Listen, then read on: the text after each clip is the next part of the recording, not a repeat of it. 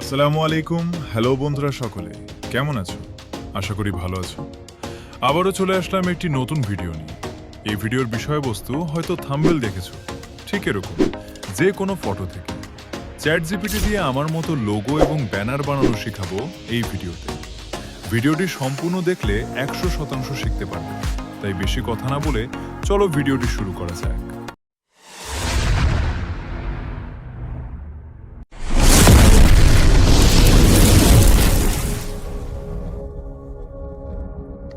সর্বপ্রথম গেমে আপনাদের পছন্দ ড্রেস আপ বা ক্যারেক্টারের একটি স্ক্রিনশট নিয়ে নাও।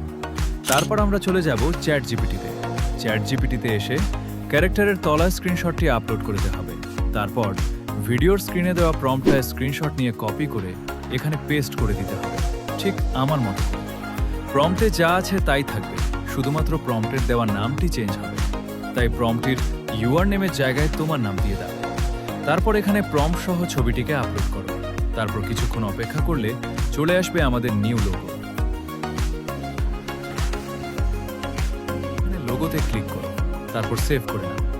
তাহলে ফটো সরাসরি গ্যালারিতে চলে যাবে। তারপর 3 ডটের ওপর ক্লিক করে নিউ চ্যাটে আসো। এখানে এসে আবার ওই ক্যারেক্টারের ফটোটি আপলোড করো।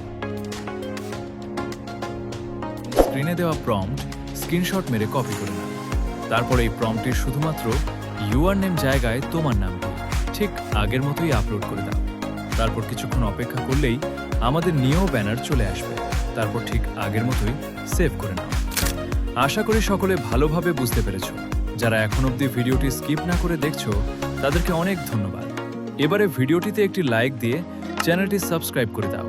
বাই, আবার দেখা হবে অন্য একটি নতুন ভিডিওতে। আল্লাহ হাফেজ।